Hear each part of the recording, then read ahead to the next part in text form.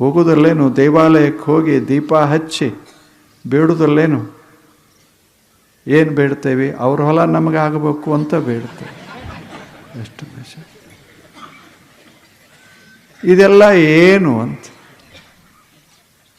ತಪಸ್ಸ ಮಾಡಿ ಹಿಂಗೆ, ದಾನ ಮಾಡಿ ಹಿಂಗೆ, ಚಲೋ ಕೆಲಸ ಮಾಡಿ, ತೀರ್ಥಯಾತ್ರಾ ಮಾಡಿ ಜೀವನವನ್ನು ಹಾಳು ಮಾಡಿಕೊಂಡ್ರು. ಯಾಕೆ? ಉದ್ದೇಶ ಸರಿ ಇರಲಿಲ್ಲ. ವಿಪರೀತ ಆಸೆಗಳು, ಮನಸ್ಸಿನಲ್ಲಿ ದುರಾಸೆ ಇಟ್ಟು ಯಾವುದೇ ಒಂದು ಚಲೋ ಕೆಲಸ ಮಾಡಿದರೂ, ತಪಸ್ಸೇನು ಕೆಟ್ಟ ಕೆಲಸ ಏನು? ಚಲೋನೇ. ಆದರೆ ಏನು ಮಾಡೋದು? ಉದ್ದೇಶ ಸರಿ ಇಲ್ಲದಕ್ಕೆ ಏನು ಮಾಡ್ತು? ದುಃಖದಲ್ಲಿ ನೂಗ್ತದೆ. ಅಂಧಮ್ಮ ತಮಃ ಪ್ರವಿಶಂತಿ. ಏ